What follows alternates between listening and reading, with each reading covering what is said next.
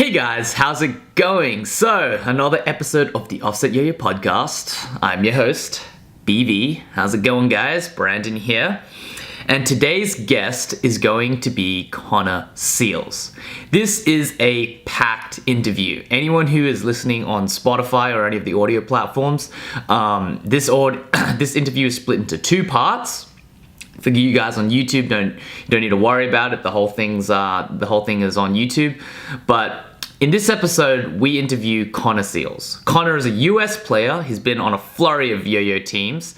He's been on Team Yoyojam at one point, Team Throw Revolution, and is currently residing at SF Yo-Yos. He is a competitive powerhouse. He's won competitions from Midwest Regionals to Illinois States to the Scales, the online contest 3 times. And he has also placed second at US Nationals. Like I said earlier, this is a packed interview. I asked Connor everything from how he excels in normal competitions to how he excels in online contests, and he gives me all of the details. So, if you guys are ready to kind of see how a top level yo-yo player thinks, how they recommend, how they got started into yo-yoing, take a look at this interview here, and please enjoy my very, very long and wide-ranging conversation with Connor Seals. Connor Seals, welcome to the Offset Yo-Yo podcast. Hello. Thanks for having me. Yeah, no, man, I've been really looking forward to this. So I think it's always nice with these podcast interviews to kind of get a little bit of the player backstory.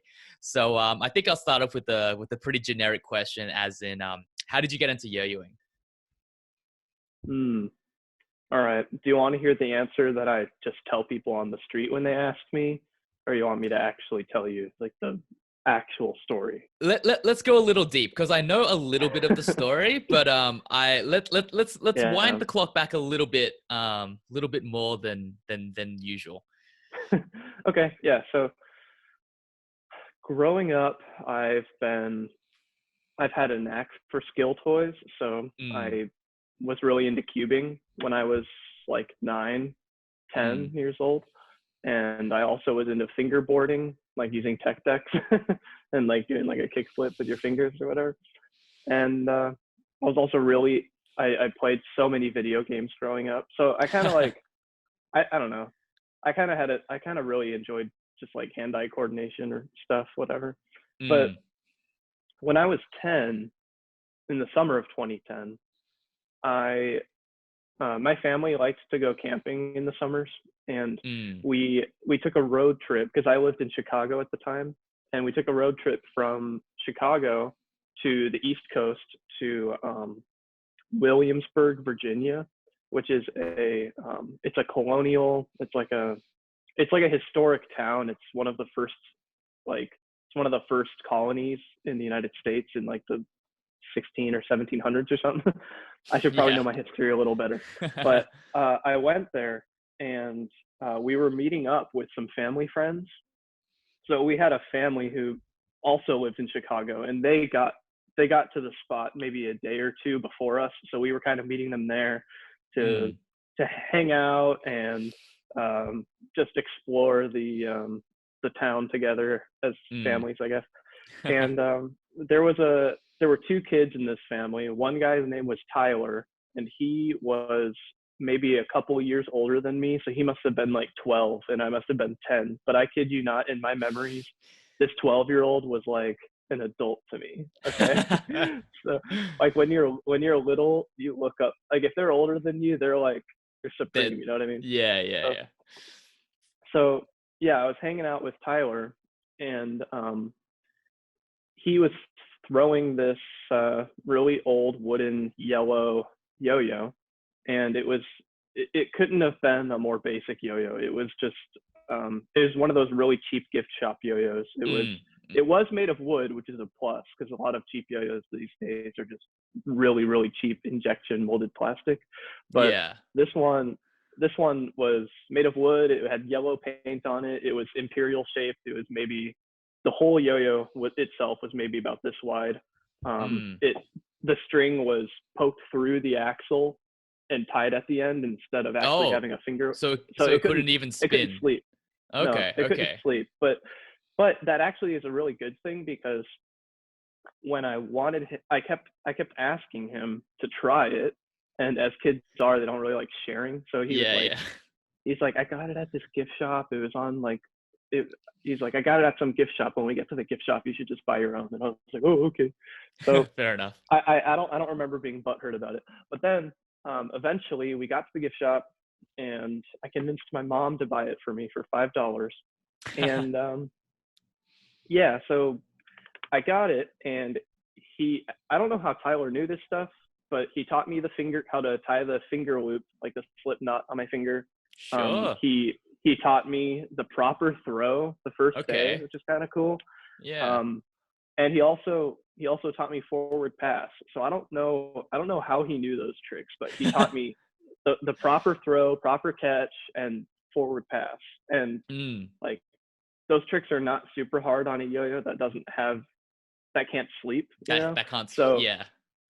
yeah, so I picked that up like immediately that day. I was grooving. I was doing the up and down and forward pass all day. Like we were walking around, and I was like, yeah, I'm so cool. Yeah. I'm And so so cool. yeah, dude, I actually, just to give you an idea of how strange, like I don't know, how ADHD I was growing up, like how I would cling to things. Like I literally did up and down and forward pass every day for like 2 weeks.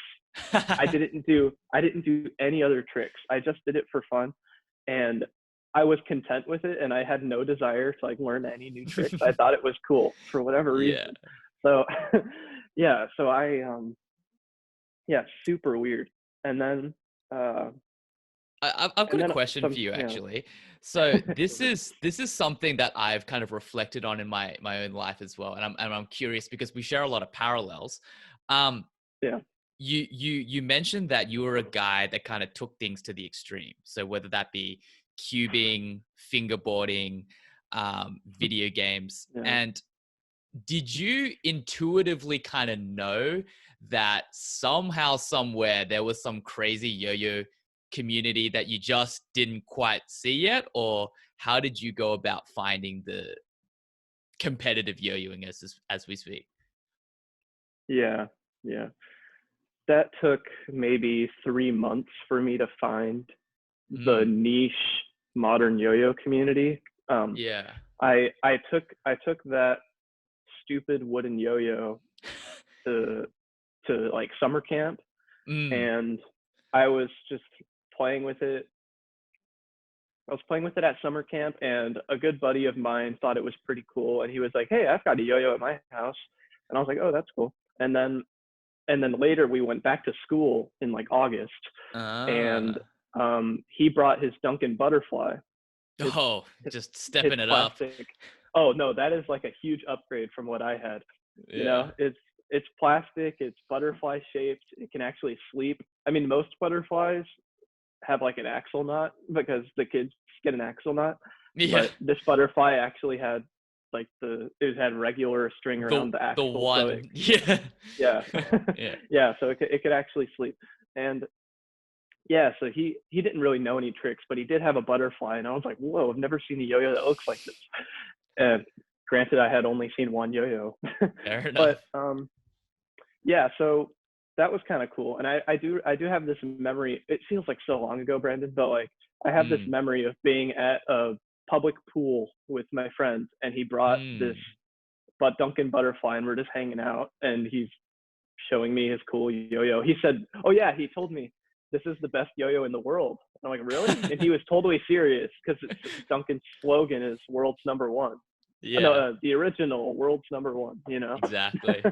So, so us being 10-year-olds, we thought that was a pretty cool yo-yo. And then I must have, I don't remember exactly how it happened, but I must have looked up yo-yos on the internet, and not a lot of people can claim they had the internet around when they were 10 years old, but Mm, we're young, so yeah. we've lived with the internet our whole lives. But yeah, when I was, yeah, I looked up, I think I must have looked something up, or maybe I looked up how to, oh, you know what it was? The first yo-yo website I ever found was yoyoplay.com. Oh yeah, And sure. Yeah. yeah, and I got I didn't know anything about competitions, but my first few yo-yos were the butterfly, the Duncan dragonfly, the Duncan mosquito, Oh the yeah. Duncan the Duncan Metal Zero, which was my first metal yo-yo, and yeah, they made the Metal Drifter later, but I had the original Metal Zero, and then Mm. I threw it in the garbage because it like the axle stripped on me. But yeah, so that takes me to yeah. I was looking on Yo-Yo Play. Like Yo-Yo Play was literally my only outlet for what yo-yoing is. Like I had no other idea. So I saw like these $100 yo-yos and these $5 yo-yos. And I remember I was looking around on the website and I saw a $120 yo-yo and I Oh was my like, God. what? Like what the heck? What's the point? And I clicked on it and it was the Jensen Kimmett Superstar. And Oh, I wow. yeah, and I kind of and it was for sale and it was in stock, I believe.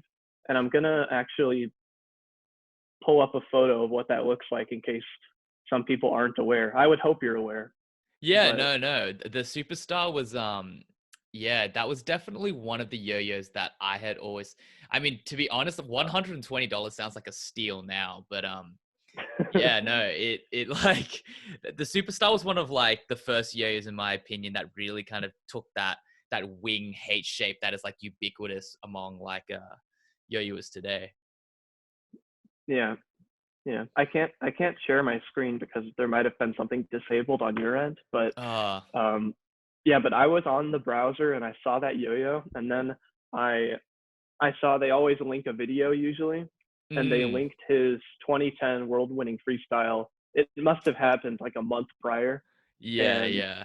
um, dude, and the rest is history because I watched it, and dude, I've never seen anything like it, and Yeah. Jensen's performance specifically is just so outstanding, and it was such a like I think to this day the first minute or so of that freestyle is just like a beautiful representation of yo-yo skill. Like I don't like Yeah, no, I think I that's a think very good way to describe it.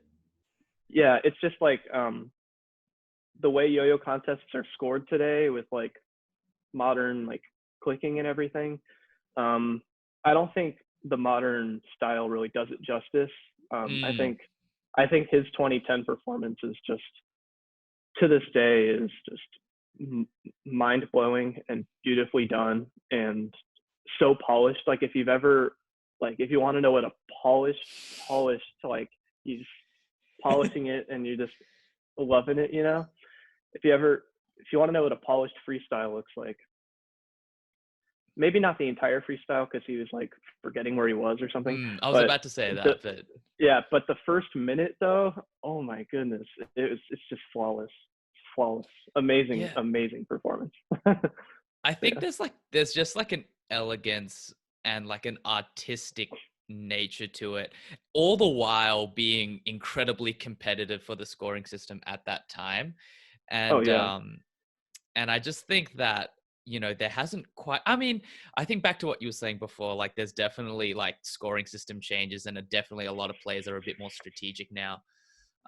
But yeah, I'd have to agree. It was a very, it's just an elegant freestyle. It's just a cool freestyle, I feel.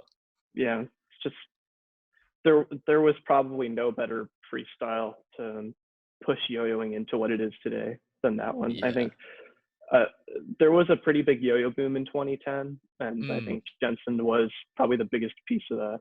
mm, So mm.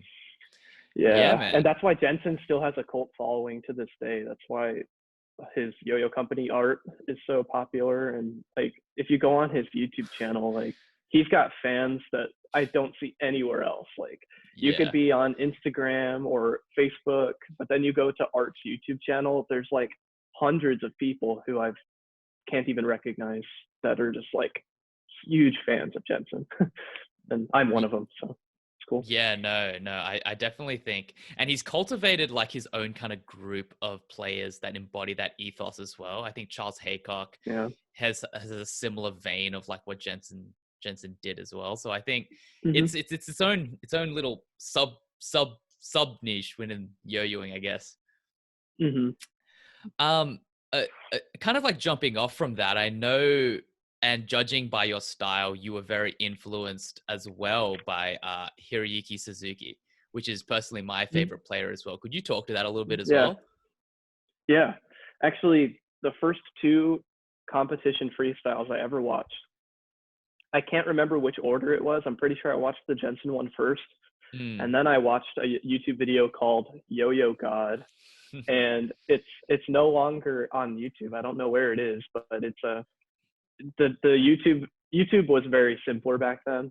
But the title was literally no capital letters. It was just Yo-Yo God. That was the name of the video.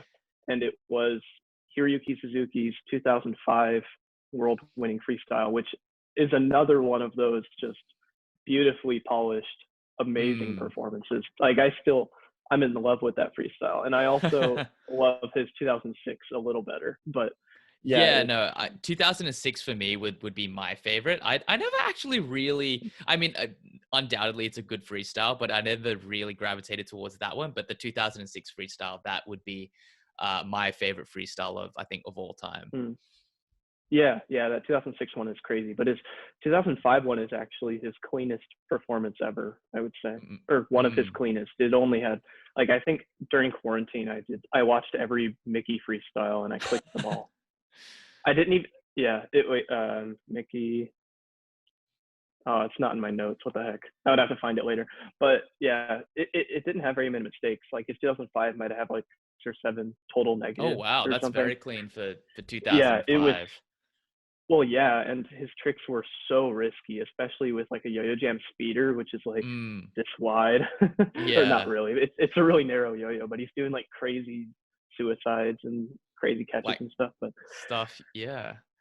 I'm also I'm a huge Mickey fan, and that was one of the first freestyles I watched, and I continued to be like a diehard Mickey fan for a few years. I'm still like at heart, I'm a huge Mickey fan, but I'm not like worshiping him anymore. I was when I was like 11 years old, but yeah.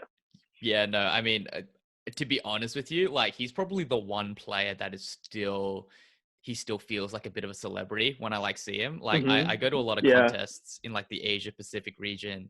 And I'm pretty well acquainted with like most yo-yo players now. Like the novelty is kind of worn off. They just seem like people. But whenever I see Mickey, I'm just like, oh, here it comes. There he is. I think he knows how cool he is. And he, yeah, I know what you mean. I know exactly what you mean. Because most yo-yo players are just normal people. And they also yo-yo. But I think Mickey's probably a normal dude as well, deep down. But when he's at a yo-yo contest, he's just... No, when he's at a yo-yo contest, he's like a demigod. I remember at Asia Pacific, I literally had to summon up the courage to like interview him on that podcast. I felt like a student newsletter being like, hey, could you please show up to my podcast? But no, he was great. He was great towards the end, and he was really he's a nice guy. One thing I really want to talk to you about is, could you tell me the story of how you got onto the Yoyojam Protege Team? Oh, thanks for asking. That's great. So like I mentioned, my family likes to go camping in the summer, and the Midwest Regional Yo-Yo competition of 2012 was, I think it was June 25th, 2012. And our family had a camping trip like almost right on that date. And I was so distraught. I really wanted to go to that contest.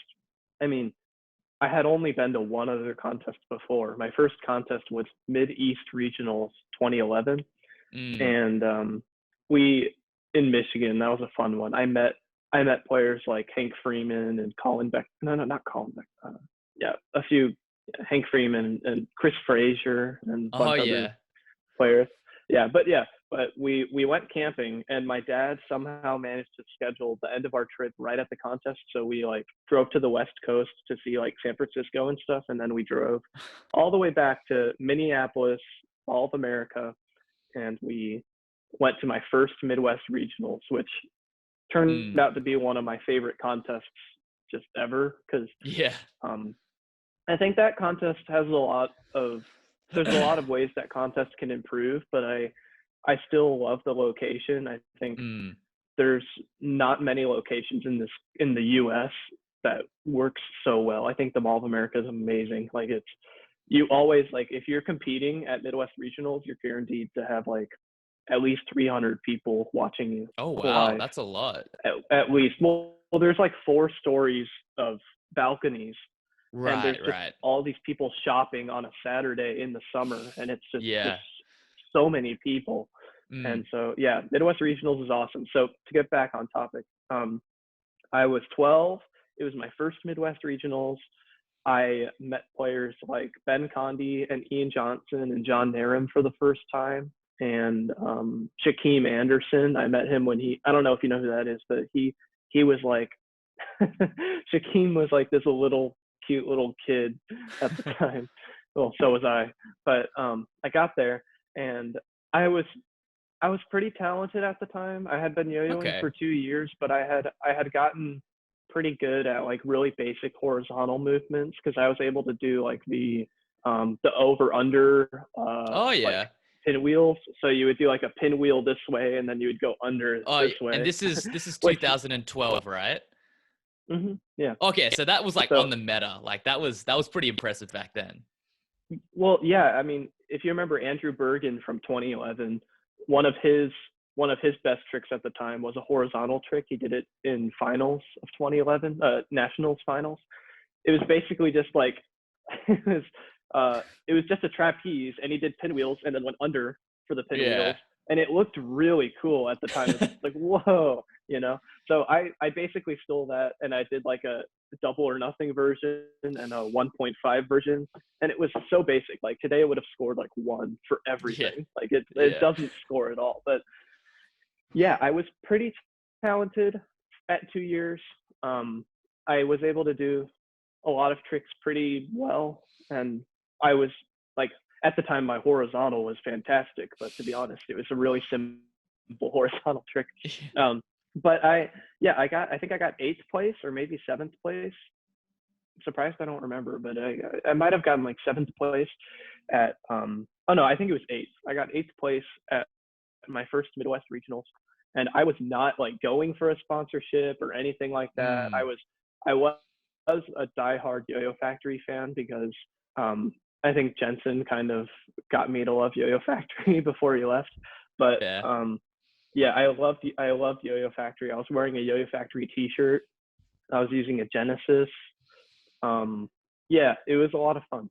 And then after the contest, Ben Condi approached me, and I don't remember if I ever started a conversation with him before, because it was kind of like me with Mickey. I was like, this guy is like a pro. He's so good.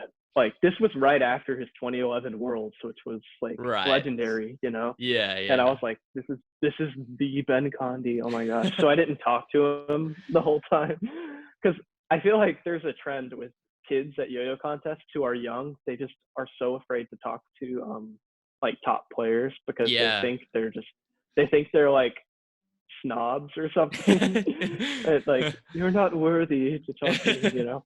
But it's so funny. But yeah, Ben approached me, and dude, I was so nervous when he started talking to me. I barely remember what he said. I probably was like, and he was like basically saying like, hey, it's nice to see you perform today. We think like you've got some great tricks. Wow, it's, I don't know, hyping me up, and was like, hey, would you want to be on like Yoyojam's Protege Team or something? And I was like, whoa. And I think he told me, he's like, yeah, I think you're really, really good. So I think we might put you on the contest team instead of the Protege Team. And I was like, oh my gosh, this is amazing. Yeah. But I still to this day don't know if they added me to the contest team or the Protege team, because they gave me like a contest team T-shirt, and then they put me on the Protege webpage, but I didn't have a guy who was mentoring me. So, and then Ben Condi, like my last 2 years of Yoyojam, Ben Condi was like, "Oh, I'll be your mentor," and I was like, "Oh, okay." But yeah, I don't know. But yeah, I joined, and it was pretty awesome, and I was like freaking hyped. And I remember, okay, this does feel like yesterday when I went to the after party at Midwest Regionals in 2012, and me and Ian Johnson and John Narum and Ben Condi, we all went to some restaurant, and with a bunch of other Yoyojam members. Like, yeah, yo-yo contests were bigger and had a lot more people back then. But yeah, there was like 20 Yoyojam members all just hanging out. And yeah, Yoyojam was pretty cool at the time. And yeah, so we were just hanging out, and we got a photo together, and they covered up my Yo-Yo Factory logo and got a photo. So yeah, it was pretty sick. It was a great that would memory. have been And I think a dream come true for like a kid that age, because like for those of you, I mean, there are probably people who are listening to this that are like, what's Yoyojam? Like, but Yoyojam was like the place to be. Like, I think 2012 they were losing a bit of steam, but still, if I had been offered a sponsorship, I would have taken that. Yeah. Side note question, actually, and this is something I'm just genuinely curious about. What yo-yo did you use when you were on Yoyojam? Yeah. I guess at the time when I got sponsored by Yoyojam, I was like, all right, what's their best yo-yo? And I was already familiar with the Phenom. Yeah. And I was like, the Phenom's probably their best yo-yo, which I would argue it was at the time. And I think I got sponsored by Yoyojam, I think 1 month before Mickey left Yoyojam and started like something. Yeah. Yeah. And so I was on the same team as him for maybe a month. So I was like so honored, you know. And yeah, so I kept telling Ben, and there was a very kind lady named Valerie. She was like the team coordinator of Yoyojam. We still keep in touch on Facebook, but I was basically telling her like what yo-yo I wanted for competition, and I was like, I really want a Phenom, and she's like, okay, we'll try to get you one. And then they sent me this giant box of like mostly plastic yo-yos, mostly like kind of like the budget Yoyojam yo-yos, and then there was like a few metal ones, and there was one Phenom, and it was a team edition Phenom, which was really cool. It was like burgundy red with like yellow acid wash on it. Oh, very nice. It was red with yellow acid wash, and it was super nice. And I actually lost it. I don't know where it is. It's one of the few yo-yos I've just misplaced and completely lost track of where it was. But I wish I still had it. But it's a sick yo-yo. I competed with the Phenom. I think most of my time, at least in 2012, I did, and then in 2013, 2014, I used the Diamondback, and then in 2015, I used the Diamondback 2, which are all pretty great yo-yos. The Diamondback is phenomenal. Yeah, no, that they're all sick yo-yos, and you know, for what it's worth, the Phenom was my or the Phenom as I would call it. I don't know. I never really learned how to pronounce it. I called it the Phenom. Yeah. I called it the Phenom because Hiroyuki Suzuki could not pronounce Phenom correctly. Yeah, so that's what I call it as well. Yeah, he called it Phenom, and that's what I called it. That's what I thought it was. Yeah. Yeah, no, but yeah, that was my competition yo-yo as well. I think I used it for like 2010, 2011. And dude, I love that thing with like every fiber of my being. I still have mine. It's dinged to hell, but I still have it. But yeah, no, that's really cool, dude. So, I mean, something I want to touch on, just because I know you're a very strategic and methodical guy. And you've been sponsored by a number of teams. You've been on Yoyojam, you've been on Throw Revolution, which not a lot of people talk about, and now you're on SF Yo-Yos. Do you have a process for attracting sponsors? I don't. I don't really think people should like have some strategic like approach to trying to find a sponsorship. I think some people, they try to get a sponsor and they might get really, really, really lucky and get it. But to be honest, Yeah. with most of my experience, like if you're like desperately trying to get from a specific Yeah. brand, Yeah. it's usually a turnoff to the company unless you're just really good. Like I don't know if I don't know, like if in 2009 Jensen was like, I really want to get on Yo-Yo Factory, I'm sure they would have been happy to take Yeah. him, you know.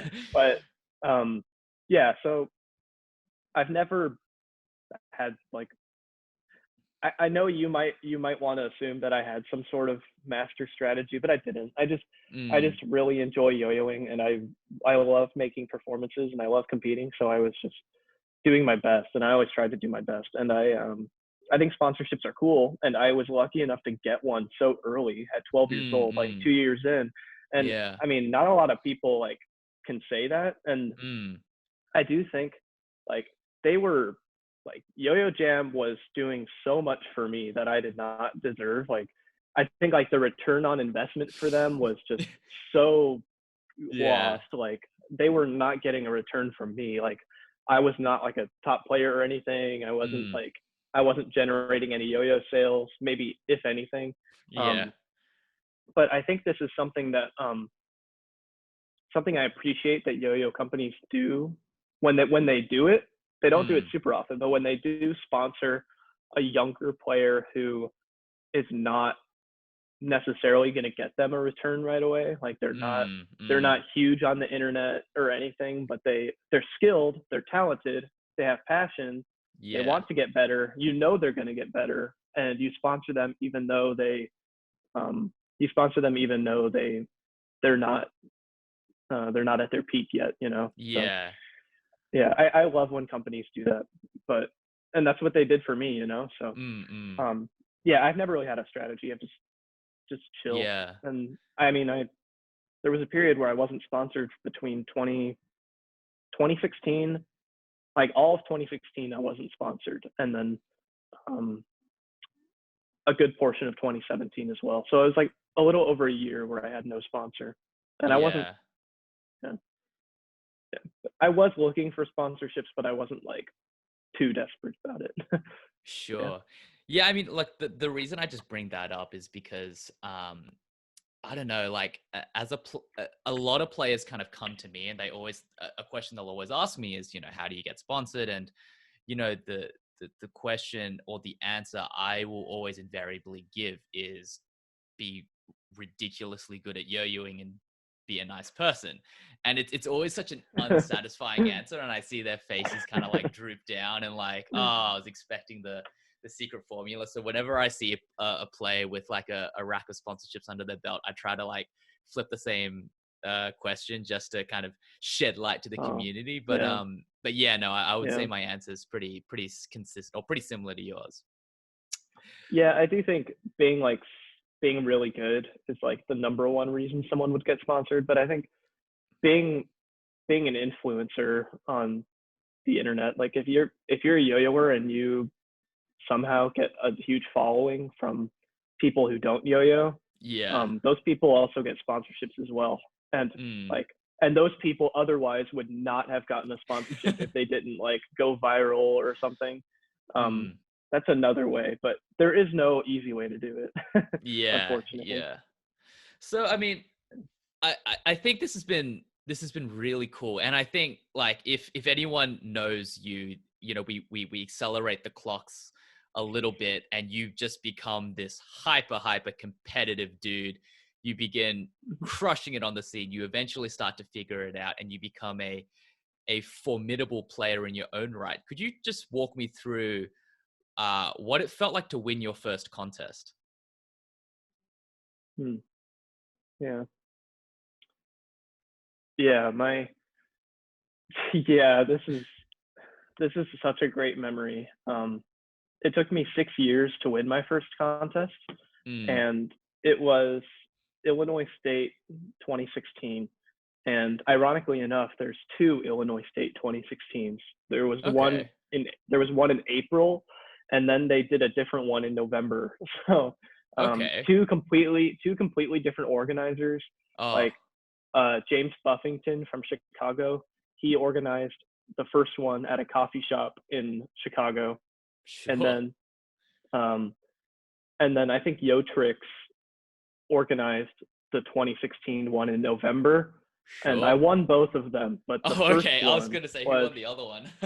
yeah, I won them both. But actually the second one is a really good performance. I think one of the best ones I've done. Maybe not like in terms of like how well it clicks or whatever, but I think overall it's one of my best. But the first one, I was I wasn't sponsored at the time, so my main throw, which is such a random yo-yo, and I probably could have done better with so many different yo-yos, but I used the turning point palpitation, which is like Takeshi's signature yo-yo, and I had one of those, and that was like I was using that for speed tricks. Like that was literally my yo-yo for like horizontal speed tricks, everything like that. And like if I had a drop mirror or something, I would have probably been like I would have been set, but I was using a palpitation, which is so random. But I mean, it's a good yo-yo. It's just not a yo-yo I'd expect a person or a player like you to use. Yeah, exactly. It's a phenomenal yo-yo, but for what I was doing, there were better options. But I wasn't sponsored, and I was practicing a lot at the time, and it was the first time I tried the whole nylon glove thing, because it was the first time I ever wore like 2 full gloves, and it was the first time I found the New Feeling brand, like the New Feeling gloves that Taka Hasegawa, like he found them like in bulk somewhere in the industry in Japan, and he was like, hey, these could be good yo-yo gloves, and then he sold them on Spin Gear, and then he shipped them to Rewind, and he shipped them to Yotrix, and he's like, hey, these are good yo-yo gloves. And then in 2015, everyone started using them. Everyone used them. Yeah, and so in 2016, I was like, hey, I should try them. So I got a couple pairs, and then it felt so weird. I hated gloves, but at first I did. But I had an issue with like clammy hands. Whenever I got nervous on stage, my hands would sweat. So the gloves helped a lot. But yeah, I practiced a lot. I made a pretty good performance for 1A and off string, and I went to the contest, and I was trying to win 1A and 4A at the contest. And I had never won anything, but I was going big. I was like, I want to win both of these. I think actually it was a 1A division and an open division for the other 4 styles. And I was like, I want to win everything. And I remember I was talking to a player. I'm not going to say who it was because I told him like, all right, I want to like, he's like, what's your goal for today or whatever? And I was like, oh, yeah, I want to win 1A and open. And he's like, oh, cool. And then I was like, he's like, are you going to Worlds? And I was like, yeah, I'm going to Worlds, which is in Cleveland that year. And he's like, how do you want to do there? He's like, I was like, oh, I want to be a 1A and 4A world finalist this year. and I've never like finaled, obviously. He was like, good luck. And he didn't even say like, oh, you can do that. He was just like, good luck. But yeah, all that stuff happened, which is cool. But yeah, I went on stage. Yeah, I mean, it's like to underscore, like you actually pulled it off, right? Like to my understanding, you finaled in Worlds 2016, right? Yeah, in 2 divisions. I was like, for the people who finaled in 2 divisions, there was Takeshi and me and like maybe one other person. So it's like one of the best yo-yoers ever. And then I squeaked in. I got the last qualifier in 4A and like 15th in 1A. But yeah, that was another amazing memory. But yeah, winning my first contest was pretty awesome. I went on stage and I did my best and I had fun and I actually wasn't very nervous. I was pretty confident. I was trying to win. I felt like I had a really good shot at winning. So I did my best and I had a pretty good performance. It was great. It was pretty awesome to win the whole thing too, to win 2 divisions. Yeah, it was pretty surprising. Yeah, it was actually really tough to win 4A because I was up against Chris Chun. Oh wow. Okay. And he was pretty experienced at the time, and it was one of my first times competing in 4A. But he was way better than me. he had a sloppy, like he had a bad run. I had a really, really good run, and I beat him by like a point or two. So A win's a win though. Yeah, dude, it was pretty awesome.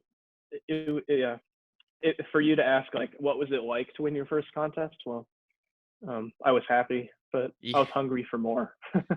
Fair enough. Yeah, dude. Okay. This is a topic I really want to go deep with you in. Let's talk about prelims. Now I want to preface it with this. I was listening to another interview you did, and at the time I was like, he's just making this up. This can't be true, because what you said was sometimes within prelim routines you would actively just try to not do as well as you possibly could because you don't want to be the last player to perform. Could you just speak a little bit about that and like dig into that? I'm curious. Oh yeah. I this strategy actually worked perfectly for me until PNWR 2020, when I did not, like, that's a contest that not a lot of people know I competed in, and I didn't make finals because I was okay. I'll go back to that later, but the strategy is, and I think it does work. I think it is like, I think it does have sense to it. Like, I don't have proof for you, but if you take a group of finalists, you have 15, let's say you have 15 finals performances. If you're judging, when people do their evaluation scores, they do it from 1 to 10, and they kind of use 10 as like best possible, right? So Evan Nagau's showmanship, 10, you know? Yeah. And so that's an example. But like Shu Takada, body control, 10, stuff like that. So sometimes when judges are doing eval scores, sometimes they have the flaw where they actually don't have 10 be the best possible. They'll have 10 be like really, really good, or like their standard for a perfect 10 is a little too low. So like they'll be a little too generous to give an 8. They'll be a little bit too generous to give a 7. Like, for example, like in eval scores, a 5 is considered average. Right. Which is good. So like, let's pretend music use. Yeah. I think a 5 in music use is when you use the music pretty well.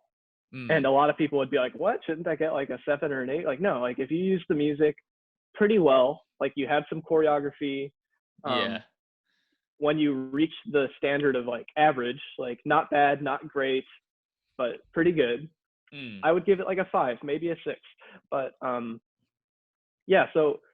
the reason I'm saying this is because sometimes throughout a finals, like let's say there's 15 competitors, when I've judged a lot, and this is why I know this, when, I don't know if this is just me, but when you're giving eval scores, sometimes you will, you'll be like, all right, that was a good performance. What should I give him on music use? And then you'll be like, oh yeah, the guy who performed right before this, I gave him a 5 in music use, and this was better. Okay, I'll give this a 6. And sometimes people score evaluations comparatively, which is not correct. This is not the right way to do it, and it's the way I've done it sometimes on accident. And I think it's something that judges do subconsciously on accident. And people will say like, let's pretend Evan Nagau at PNWR, let's pretend he's like the first person to compete, and he has some really, really fun, really entertaining, not necessarily like the highest scoring, like it doesn't have to be, like let's just pretend it's some amazing Evan performance. He's rolling around on the ground, just, I don't know, 2-minute performance. Dude, all the judges are gonna be like, whoa, showmanship 10. And then like for the rest of finals, they're just gonna be like, oh my gosh, compare this to Evan. Like every time they put down like every time they put down a showmanship score, they're kind of gonna have that image of what the standard is, you know? Yeah. And one thing that I've seen in yo-yo contests, I have certain contests in mind, but I'm not going to mention, but a competitor will go last and he'll be the last person to compete, and he'll be the best performance, like easily like in terms of evals, the best performance, and the margin by which they win the eval scores are not very big. So let's say someone has decent music use, and the judges might average like a 7, and then someone has fantastic music use, like puts so much work into it, and it's so well choreographed, and gets an average of 9, where that margin is not super big. That's 1 point, so that's a 3.5 versus a 4.5. Which well, you've earned that 1 point, but honestly, I think it should be a little bit bigger. Like it should be 2 points or a point and a half at least. But this is all kind of like just some philosophy. It's not like. Well, no, I think it's rooted in experience, and I think that's probably one of the best ways players can kind of understand the scoring system more, is to actively go and judge it. So, just so I understand, so you don't want to be at the very end. You want to kind of comparatively stack yourself against, and I don't know if this is the right word, but against like a weaker player, so that relatively your scores will be more inflated. Is that the thinking behind it? Yeah, well, the whole point, the whole way to win a yo-yo contest is to have your eval scores be higher than the other competitors comparatively. So I like to think of yo-yo contests as like the only competitor is yourself, and you just need to do your best. But there is a little bit more into it, and of course. There has been plenty of players who have gone last, like they're the last competitor, and they just blow everyone's mind and they still win. But I think I kind of just like the spot of being like in the middle of the pack. Like let's pretend there's a few heavy hitters. Let's pretend you've got like a bunch of really good players towards the end. Like if I was like 5th to last or 6th to last or something, I'm always a fan of like setting the bar really high so that for the judges later, they'll compare it to me. Like I want to stand out in the judge's head in context of the whole competition. They'll be judging, and they'll be like, yeah, Connor had the best musicality. Connor had the best space use. Connor had the best control. Okay. And this competitor X just went on stage, and I'm going to put my scores in relation to what I gave Connor. Right. Which it's not like tried and true or proven or anything. I just think it's a little like it's just a preference. That's all it is. I don't prefer to go last. I think going last is pretty awesome, and it builds up a lot of hype. Like the audience is excited to watch the last performance, and I think there is the flip side of that where the judges might be a little more excited if it's the last performance. But I don't know. It's just a preference of mine. Sure.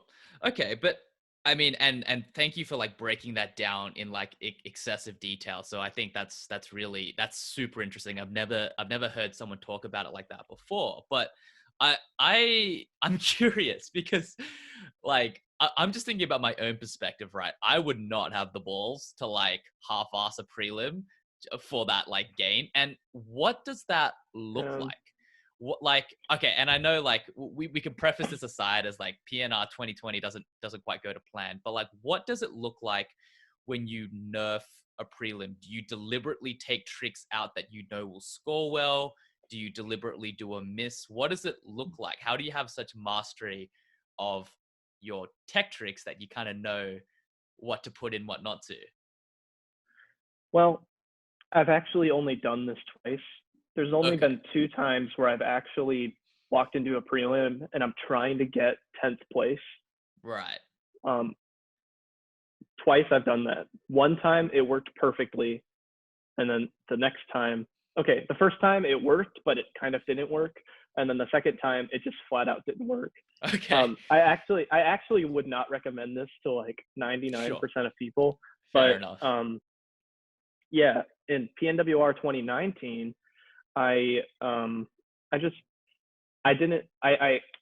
of was thinking of this theory that we were just talking about. And I knew like I ended up getting second in the contest. I didn't even win. So like Kieran still beat me by a pretty good bit. Right. but I was like, I want to go before Kieran. I want to go before Colin Beckford. I want to go before Yuki Nishisako. I want to go before all of these like heavy hitters. And I just want to do an outstanding performance and hopefully, you know, and that was my goal. And then when I went into prelims, I just made a performance that was kind of chill. The music wasn't, you wouldn't hear the song and be like, oh, that's a good yo-yo song. Sure. It was just like a chill song, little bits of choreo here and there. It was just not an ambitious prelim. I don't really, I didn't really have a strategy for it. Like I was not making the best prelim I could possibly make. I was just making like a decent prelim. And then I got 7th place in that prelim, which was perfect, right where I wanted to be. Yeah. But it ended up not working perfectly for me. But PNWR. Why didn't it work? I got 2nd in finals. Oh, right. Fair enough. Yeah. Okay. Yeah. I was trying to win and I didn't, and that's okay. But in 2020 PNWR, I knew the performance was good enough to get like 15th or 10th, like somewhere in that range. And I was practicing backstage and I was consistently getting like 4 mistakes or less in the prelim, like over and over. Like it was pretty clean. I was doing a bunch of like weird tech tricks that I would never normally do. Sure. And I was like, I'm just going to make a cool freestyle that's really out there and like something that people didn't expect.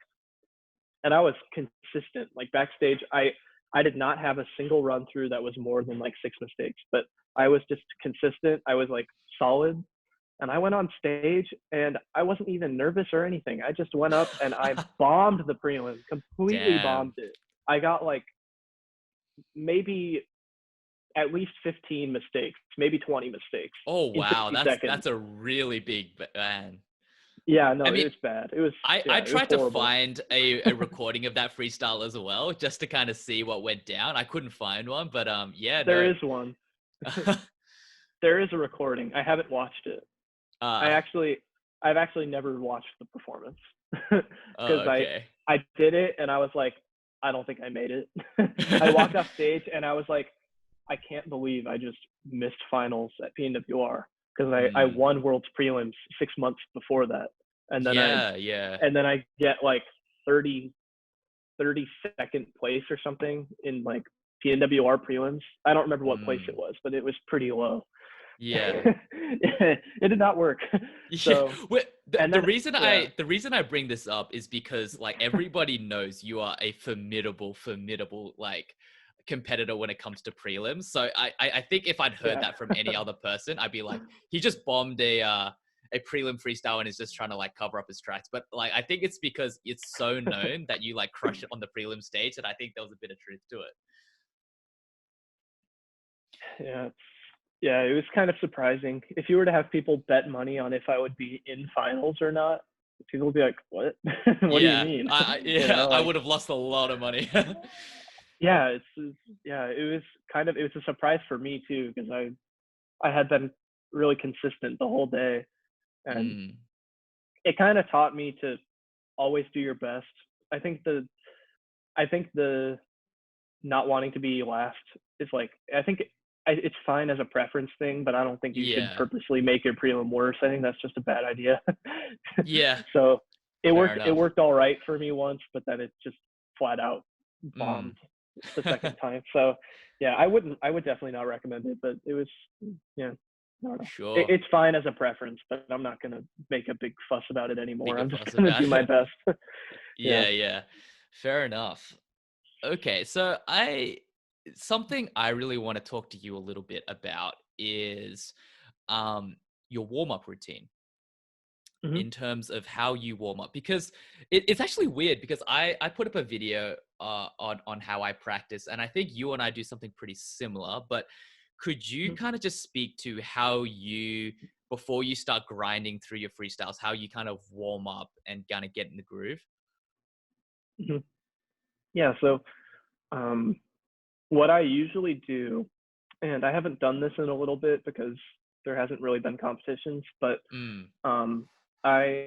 what I would usually do, let's say I'm going to do during practice, and then I'll give you the version the day of the contest. Yeah. So when I'm practicing, what I do, let's pretend I already have my performance made. It's all polished up. The performance is finished. That's a whole different conversation. Yeah. But And we can dig into that. Yeah, it's finished. And what I do is I usually, I get the string on it. I make sure the string is the perfect length. And then I make sure the string tension is perfect. And I don't have any music. I don't have headphones on. I'm really focused. You're cold. Like if you don't yo-yo for a while, let's pretend you want to start practicing, and 5 minutes prior you were just sitting at a desk or sitting on the couch or living regular life. Your body and your muscles are not like, it's not ready for the super fast stimuli to do like a bunch of yo-yo tricks. Like it takes a little bit of warming up. Obviously that's what warm-ups are for. But what I would usually do is I would do every single trick, every single combo in the performance without music one time through, but I would make sure that I have the execution flawless. So let's pretend I have the first combo. It's like 20 seconds or something. Yeah. I would practice that combo, not until it has no misses, but like I do it until it feels perfect. Like the execution is just perfectly done. Like you can't like you could not have like thought to yourself, whoa, I could improve the execution in this way. But I would do the first combo until I'm really happy with it, which might take 2 or 3 tries or 4 tries, whatever. Yeah. Sometimes first try, but you would do it and you would do it perfectly. And I would take a mental note, like that's what it's supposed to feel like. That's what it's supposed to look like. And it's more of like a lot of practice and a lot of preparation is mental as well as physical. So it takes a long time to grow muscle memory, and you can't do something perfectly unless you practice it perfectly. So I would do the first combo until I felt like it was perfect, and then I would go to the second combo, and I would just go through the whole performance. For a 3-minute performance, it could take 10 minutes to do that, or give or take. Yeah, and I mean, that was going to be my next question, because the issue with me is that I do that, and I've been out of I haven't been actively competing for a while, and what I'm finding is that like if you take 10 minutes, like it takes me a better part of like maybe 30 to 40 minutes to actually get it, and it's not even quote unquote flawless. Like my standards are a little lower, so I'll be like, all right, technically there's no misses, on to the next combo.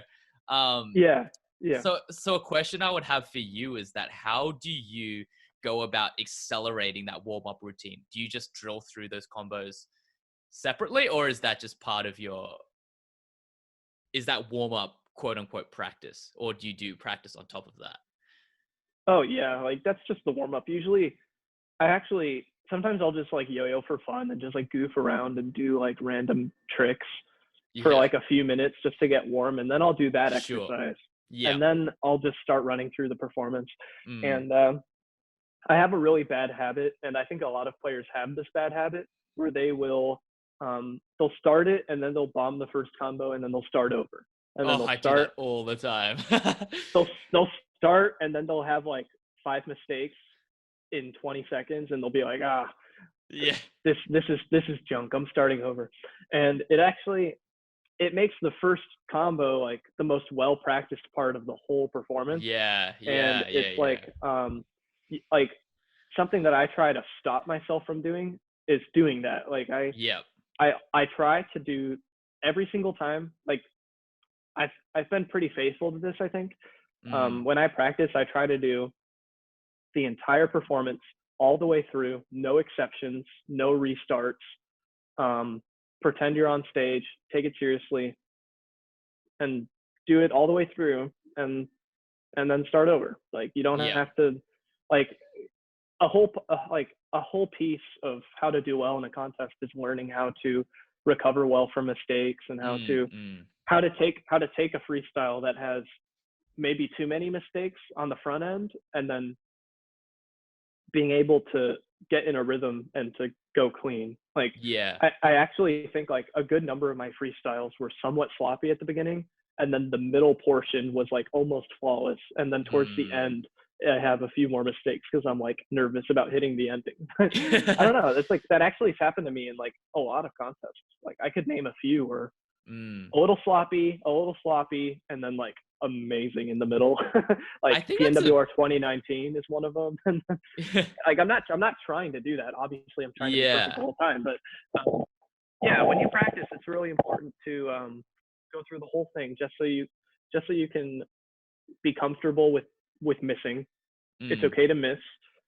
Missing is going to happen because you're human, and like the reason we still haven't found a yo-yoer who can step on stage at Worlds and just have a flawless performance is because like humans are just limited, and the tricks we're attempting are just getting harder and harder, and we're not able to keep up. Like if you watch US Nationals 2019, a majority of those performances are just so sloppy. If you watched all of the finals and counted the negatives, like everyone's just trying stupid hard tricks nowadays, and we're not really able to keep up. So that's why that's a whole different conversation. But yeah, that's kind of what I do. I mean, before we kind of jump onto that, what does your what does the routine look like before a contest? Like before you're actually competing on stage? I'm curious about that. Yeah. So my mentality is if you need to practice, like if you need to grind, like if you have, let's pretend it's the day of the contest or the day before the contest. Let's say it's Worlds, 4 days long. There's like a day until finals or something. And if you're thinking to yourself, all right, I need to practice my freestyle to polish up the spot or something, like you're lost. Like you're not in a good spot. I've been in that spot more times than I can get. It's nothing good ever happens there. Yeah, like if the day of the contest, if you make any change to the performance, or if you feel like you need to improve it still, you're behind. And so what I do is I try to have it polished and finished, very well practiced before I go to the contest. And then when I'm at the contest, I don't need to polish it anymore. I don't need to grind it anymore. I don't have to have a mindset of like, I don't have to be thinking to myself. Curiosity, generally how far away from the contest will you have that thing polished, gemmed, final draft? Like how far out? Are we talking about a month or? I usually like, in my mind, I kind of think of it as, when am I ready to step on stage, you know? And I prefer to be ready to step on stage maybe 2 weeks before the contest, but preferably the more time, the better, I guess. Yeah. But I don't know. It's usually between like a week and 3 weeks. Sure. I mean, yeah. Fair enough. It depends. It depends. Yeah. But yeah, maybe a couple weeks. But the day of the contest, what I do is I just I'm already ready. I'm already practiced. So all I really need to do is warm up and run through the freestyle a few times. And that's pretty much it. Like I don't, I have had a habit of just yo-yoing too much the day of the contest. Yeah. And I would just practice for hours, which I don't think is smart. It makes you fatigued. It makes you tired. It kind of just, you're not energetic enough to be ready. But yeah, I think the perfect way to do it is just to be prepared and then just warm up. Spend maybe 20, 30, 40 minutes before your performance. No more, no less. You know what I mean? And that warm up is just trying to execute each trick perfectly. That's what? The warm up is to run through the tricks, do them perfectly, and then run through the whole thing. Run through the whole thing a few times. Pretend like you're actually on stage. Don't get nervous if you bomb it, which you will. You will get nervous. Yeah. Sometimes I've had contests where 5 minutes before I step on stage, I run through the last time and it's just not good. And then I step on stage and it's way better. Okay. So, and vice versa. They both happen. So I don't know. Yeah. Yeah, that's kind of my answer. Cool. This is something I've wanted to speak to you about for a while. So I've always thought that practice, you kind of fall to the level of your practice, right? So like, let's say you have grand visions for this and you fall to the level of your practice. But I think something that's even more important is your ceiling is your trick set, right? You can't go any higher than the tricks that you're planning to do. Like, let's say you have your freestyle, you can only hit 100%. And there are some freestyles that just, let's say everybody hit 100%, score higher than others. Yeah, sure. How do you, and this is going to tie into a question that I'm very curious to ask you about, like you dominating scales, and that's coming. But how do you select such an ambitious trick set? How do you go about choosing the hyper optimized tricks that you know are going to score well? Well, I guess yeah, this is a pretty big topic because Yeah, a lot of players a lot of players kind of go beyond what they're capable of doing because like sure. they'll try tricks that are a little bit too hard and then like so like the Takumi Hakamatas of 1A, you know what I mean? Yeah, yeah, Like I think Hakamata, he's at the point where he doesn't care. Like he's an artist, so he's sure. fine. He's totally fine with like having a somewhat sloppy performance as long as he hit a lot of his amazing crazy bangers, you know? Yeah, Um, I'm pretty sure Hakamata, he's not like trying to be flawless, right? He's not like right. Ray Iwakura. Yeah, yeah. But in 1A, there's players kind of like that who I always think it's a little silly when there's a player who's trying to go clean, but they're also doing tricks that are like way beyond what they're comfortable with. Sure. Um, so in terms of trick difficulty, um, throughout the years, I try to gradually push the limits just a little bit on Okay. trick difficulty. So like I've never had a contest where I just I put tons of tricks in that were super tough and like I wasn't comfortable with any of Mm, them and I was just taking a shot in the dark and whatever. sure. Yeah, yeah. I've never really done that. Okay. I think 2019 was the year where I started to really take some leaps in my trick difficulty. Yeah. But that I think a lot of that just came from many years of Mm, gradual improvement overall because I wasn't just your average yo-yoer and then I just started doing a bunch of really hard tricks. I just it took a long time to get comfortable with those tricks, and so yeah. everything you ever see me do on stage are tricks that I am comfortable, like somewhat comfortable with, and I don't recommend anyone to compete with tricks that they just are kind of scared to Yeah. do or just like, oh, I hit this trick 1 out of 3 times, I'm gonna give it a shot, you know, like Yeah. yeah, it's not really smart, but yeah, It's interesting to yeah. hear you say that as well, because I mean, I wasn't really sure what your answer would be, to be honest, because from an outsider's point of view, you have an insanely uh, risky. Well, okay, this is how it looks from an outsider's point of view. It looks really risky and it looks really difficult, and it looks like, man, if he screws up just a little bit, this freestyle that's like very well constructed can be a bit of a train wreck. And I think what you're saying is that like there's a bit of a method to the madness. You don't overreach. You just kind of systematically push it up over time. But you've just been doing that for so long that it's at a very high level. Yeah, I had a really good thought. I just lost my train of thought. Oh, sorry, man. You were saying, wait, yeah. So I need to get back on topic. What was I thinking? Hmm. Yeah.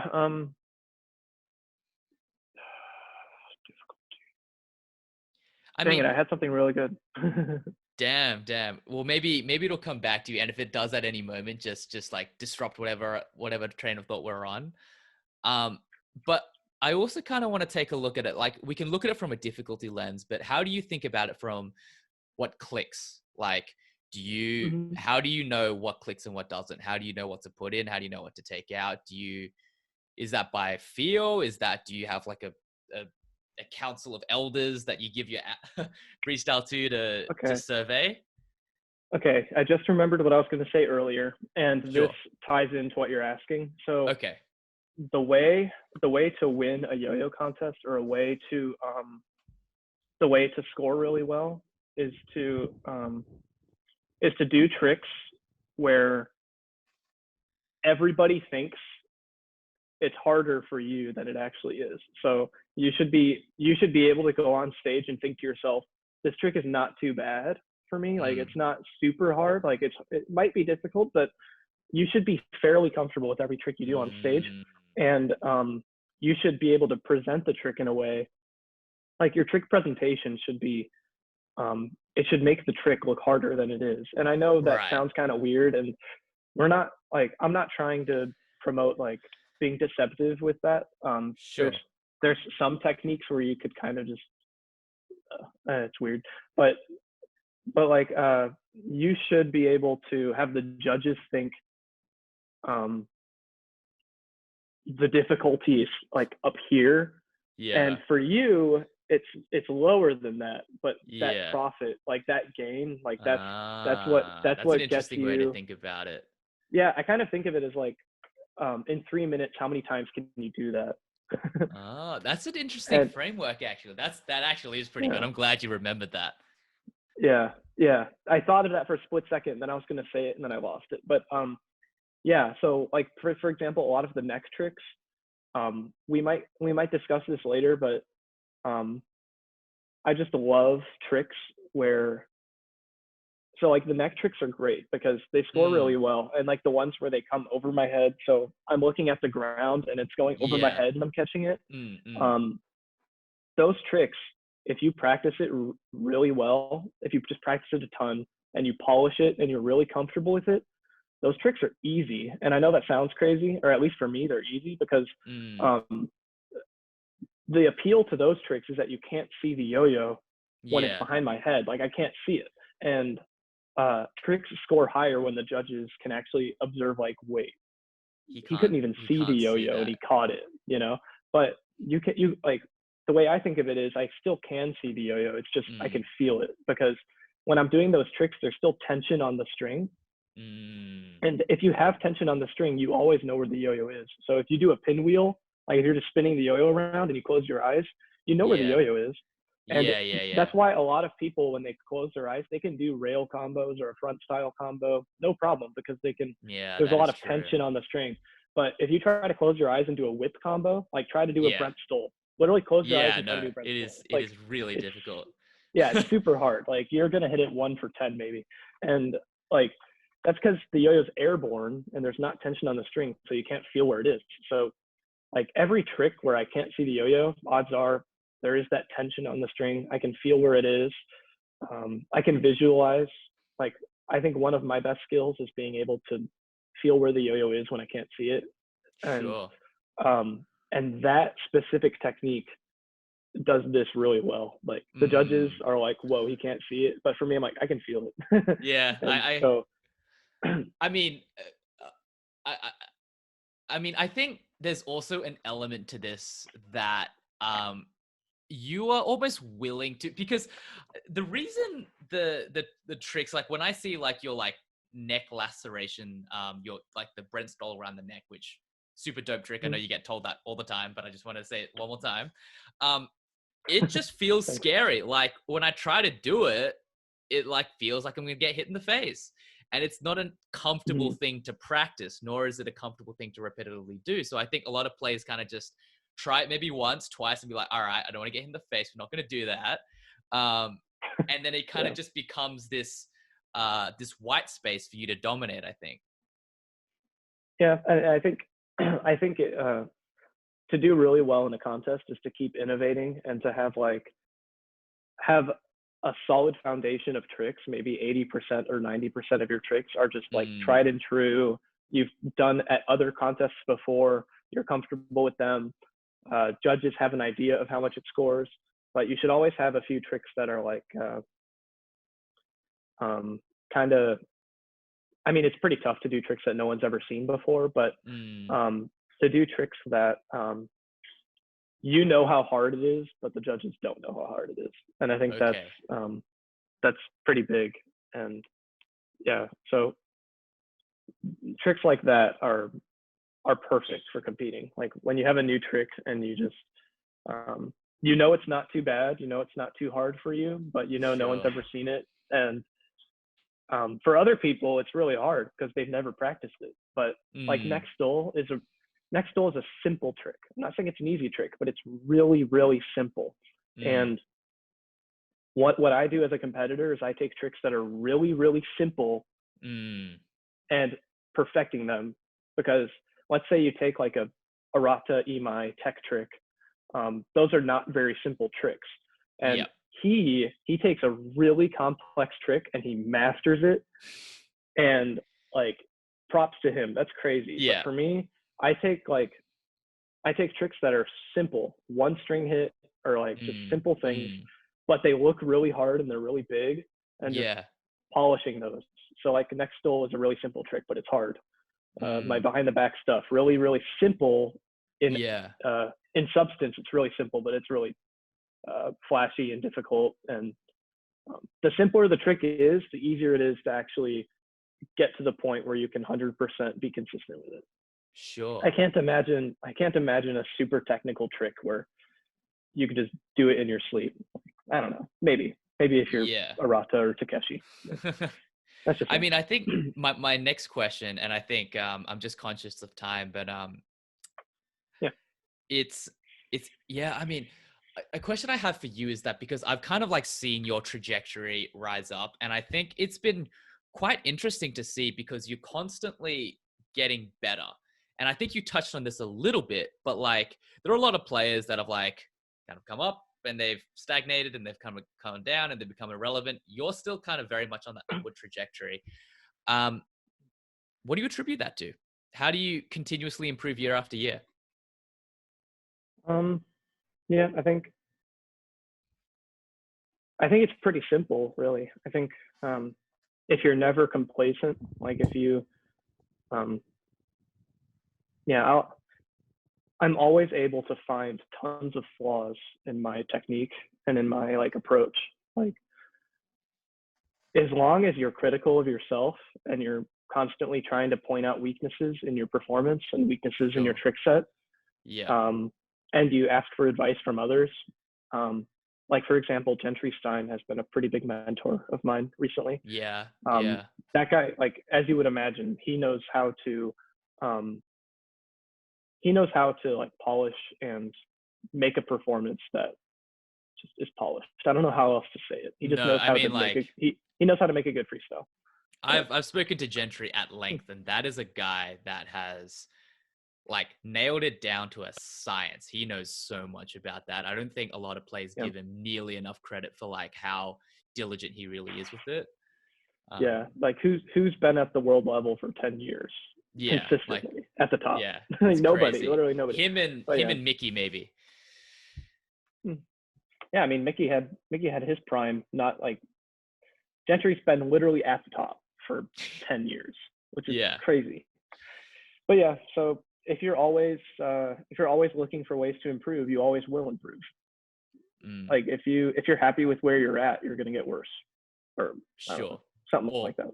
Relative in comparison to everyone else who's kind of like grinding for the top. Yeah, like everyone's getting better. The game is getting better. So like lots of people are learning my tricks, and I watch this most recent scales and I was like, whoa, everybody, like there's a lot of tricks that I'm really good at. Like in 2019, I was doing tricks that nobody else was doing. And then now a bunch of people are learning tricks that are similar to mine. And now I have to kind of like set the bar a little higher, you know? Because I'm still ahead in the race because I've been doing the tricks longer. So I need to use that base and that foundation to push me, think of the next thing. Because I still have the advantage at the end of the day because I've been doing these tricks longer. So. No, exactly. I mean, full disclosure, I probably took a few of your elements. Like some of the Slack stuff is like just really smart. I think this is a good segue to kind of talk about online contests. So scales, you've been dominating it. You've been crushing it. You're the unofficial world champion of 2020, so to speak. That's kind of cool.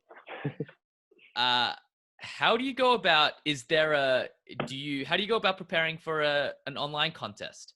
is it different to an in-person contest? How do you approach it? What would you what would you go? Yeah. Well, there's so many differences. Um, there's so many differences from an in-person contest because there's so much in an online contest that you can control that you can't control at an in-person contest. So for an online contest, you are sending in your own video, and Yeah. some people might think, oh, the advantage of that is that you can attempt your freestyle as many times as you want and make it clean, right?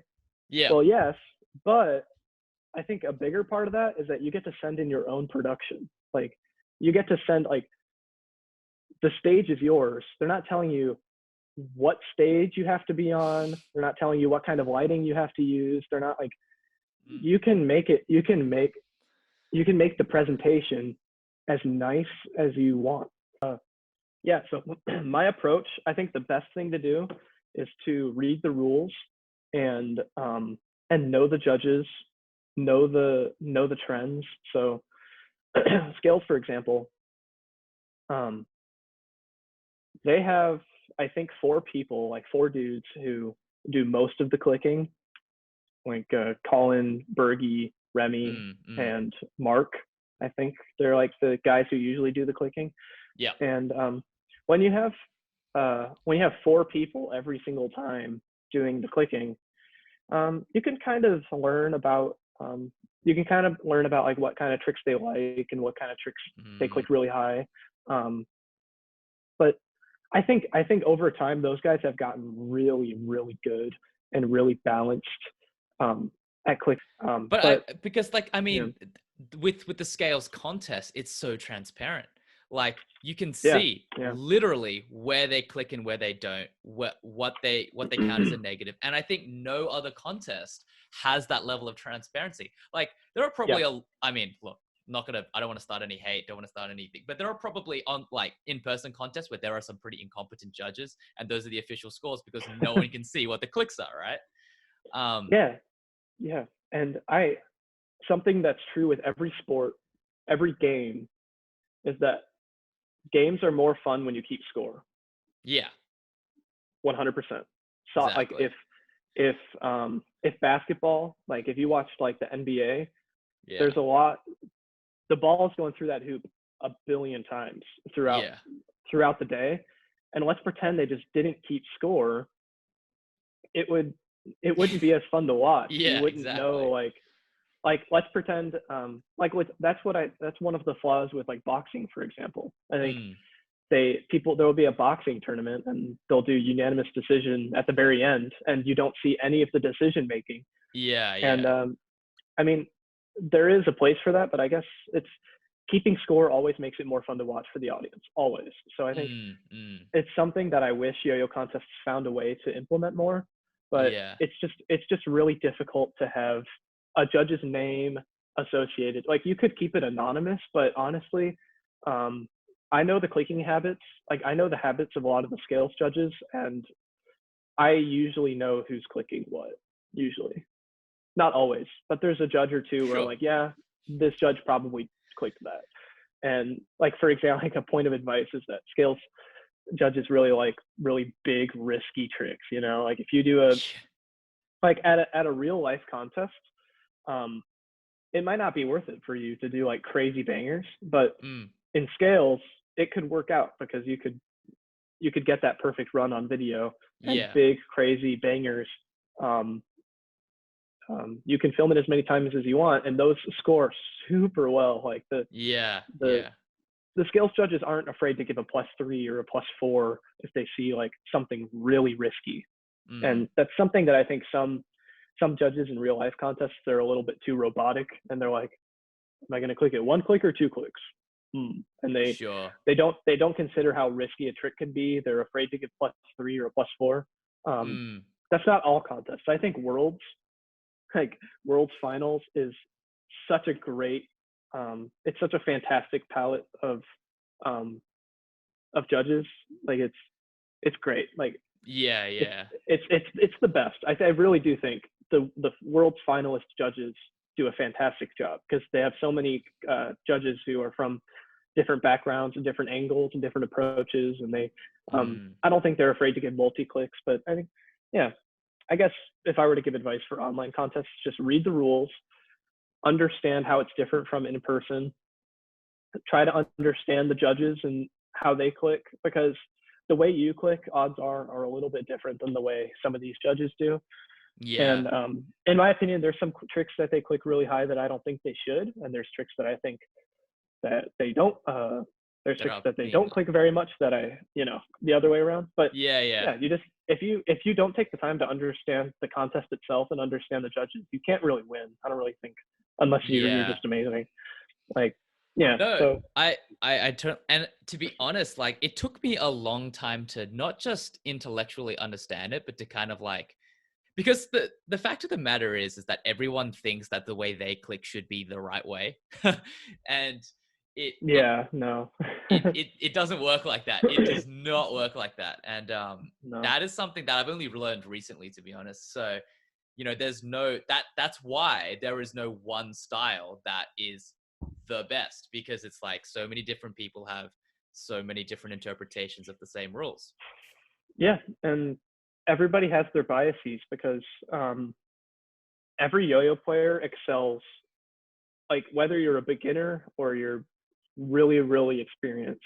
Every yo-yo player has a certain type of trick that they prefer, and a certain type of trick that they understand the deepest.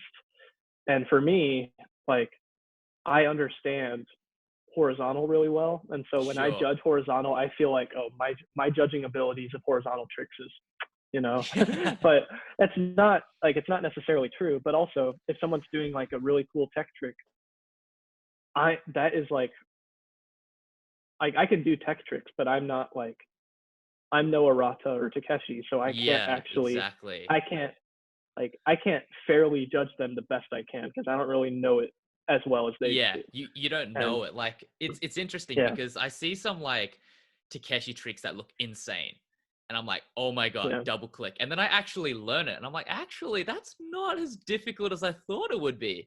So it's like, or the other way around. Yeah, exactly. Or like that one element he does, which is like that should totally be a double click, because I've tried for like the last half an hour and I can't hit it. And I think, it's really a delicate balance of just choosing the right medium, I guess, because there are so many players that I mean, for instance, like I'm not big on hook combos. I don't like them. They look really boring to me, and I can appreciate the difficulty, but I don't know, man. I don't think they should score as highly as they do, but I think the reason they do is because it's just like, it's a clear thing. They did a hook. It's not a 1.0, it's a 2.0, so you kind of have to give it 2. So that's anyway. Well, when I judge, it's interesting you talk about hooks, because hooks are often overclicked, because someone will do a 1.0 and a 2.0 and a 3.0, all three of those in the same freestyle. And technically all three of those tricks are the same element, but with different presentations. Yeah. So all three of those is a hook, but it gets progressively more risky in the presentation. So I would say a 1.0 hook is worth 1. Yeah. And a 2.0 hook is worth 2. However, you're repeating an element. It's a repeated element. So if you do a 2.0 after your 1.0, I would give it 1. And if you did a 3.0 after that 2.0, I would give it 1, because it's basically a 2.0 hook plus 1 additional point worth of risk and difficulty. So that's why with my performances, for example, like my Scales International, I didn't do hook. I only did 3.0. And it just saves time. So you spend 1 second doing a 3.0, you get 3 clicks, you move on with your day. You don't have to repeat elements. So yeah. This is a question, and I promise I'm going to wrap this up in a second. No, you're fine. You don't have to. Is about your Scales freestyle. Okay, this isn't a dig, but I'm curious. There were a few really big tricks in that, and I'm talking about your 3-minute Scales routine. That is that I think is probably it's my favorite freestyle of yours. It's like, when I saw it was insane. But there are a lot of elements where it's just like a big glaring like miss. Why did you leave those in? I left them in because I didn't have time to make it better. Sure. Okay. I actually Scales International is a funny story because I made that performance. I made that performance in January of 2020. Yeah. And I had it made I was kind of making it to be kind of like my nationals Sure. and worlds freestyle for that year. And It so, definitely looks like that. Yeah.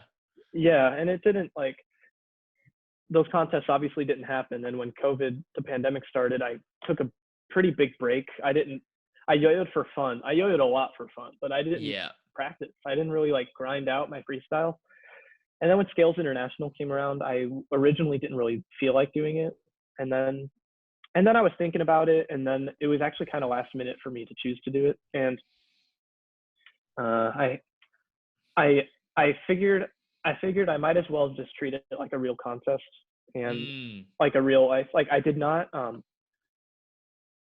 engineer this freestyle for Scales International. Sure. 0%. Like I did not like this performance is made for Yo-Yo Federation or International Yo-Yo Federation, Yeah. IYYF, World Yo-Yo Contest. And it's still like my Scales International is still not perfectly optimized for like worlds or anything. Like I think there's a few tricks that are too hard. There needs to be 10 or 20 more elements in it. It needs to be a little bit easier for worlds. But I think that freestyle was 0% made for Scales. Like I made no changes to it. And Sure. I thought I'm just gonna, at my university, there's a beautiful stage, which you saw me on for international. And it's a really big stage. And students can rent it out for like an hour. And Sure. I was Wait, like, so that stage was real? Yeah, it's all real. Oh, dude, I literally thought that was like, because I was like, man, this is so extra. I thought it was like a Zoom background, but that was a real stage. Oh, Yeah, it was all damn. real. That's Yeah, cool. no, Okay. it was a real stage. And people in the music department at my school can rent it to practice their cello or like sit with a giant Sure. cello or play their Yeah. violin or bring a piano out and they'll practice on stage or something.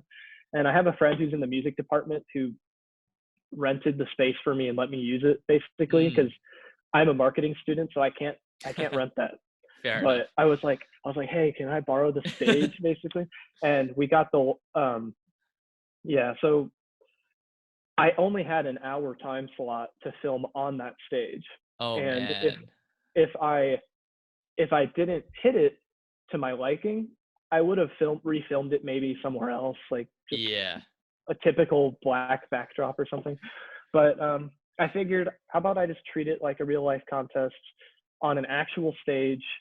I don't have a ton of time to actually hit this, so it's a little bit more authentic. Yeah. Because typically people will spend multiple days trying to hit it on camera. But I wasn't really interested in that anymore because you can tell when somebody has just been, this is obviously their 1000th time trying this, and like Scales V4, when I won that one, that's basically what it was. I was just trying over and over, but with international, this is a performance that I had practiced for a long time and I had made it a long time ago. So I already had the muscle memory. So I figured I'm just going to do my best and pretend like I'm on a real stage and give it a shot. So within 30 minutes, I hit that take that everyone sees. And I kept trying. I kept trying to improve on it. And I went home that day and I looked at that video. I didn't think that was the one. Yeah. But I watched it and it had like 10 or 11 mistakes and a handful of blatant mistakes. And I really did know like I could hit it a little cleaner if I just grind it for many hours in front of a camera. But I don't know, it took away the authenticity from it. And I knew I was taking a risk and I wanted it to feel like a real contest because we missed out on that in 2020. So I kind of wanted it to feel real. So I rented out a stage. I had a limited amount of time, and that's the best run I could get. And I'm not saying That's I would have hit that at Worlds because it yeah. took me a few tries, but I still need to optimize that if I wanted to do it in a real contest. But yeah, I didn't make it 4 scales. I was Mm, taking a risk. I had a lot of mistakes. I thought that someone could probably beat me if they played their cards right, but yeah. I got lucky. So, That is such a flex. And I'm so glad I asked that question because I had a suspicion that the reality was something like that. And I just yeah, I'm glad I had a chance to get you to explain it. Anyway, man, this has been super super fun. Thank you so much for almost two hours of your time, dude. And yeah. yeah, man, I really enjoyed it. I definitely have like, we could probably talk all day about yo-yo related stuff and competition and how to optimize stuff. And this is probably my favorite thing to talk about in the world, but I'm just mindful of Hmm. your time. So, thank you, man. This Yeah. has been super, super, helpful. And I think everyone who's probably listening on the other end of this would probably get a good kick out of it as well. Yeah. I appreciate it. I still have a little bit of time if you want to talk because, Sure. dude, I I'm mean, I free think today. I mean, I'm curious, like what are your competitive aspirations right now? What are you looking for in the future? yeah, as soon as as soon as there's the next nationals in the Sure. US, I want to for sure win that. Mm. Because I think I'm capable of doing it. And Yeah, like you yeah. said, I've been improving. And I actually I was a little discouraged a few months ago. I was discouraged that there wasn't contests, and I was kind of down about that. And I really wished there was a 2020 contest season, but Mm. I was discouraged. Like, how can I realistically get better? Because I felt like if I improve my tricks, I'm just gonna get sloppier. Like, have I kind of reached my peak? And Sure. I looked at the final scores of every U.S. national I've competed in. I took 2015, which was like a 60 out of 100, last place, and then I took 2016, which was about 70 out of 100, and then I took 2018. I didn't compete in 2017. I took 2018, which was like about 10 points higher than that, Mm. and then I looked at 2019, which was about 9 points higher than that. So like almost every year, it was about 10 points in improvement. That's And crazy. That is yeah, crazy. and Gentry beat me by 10 points. So that's kind of like the standard.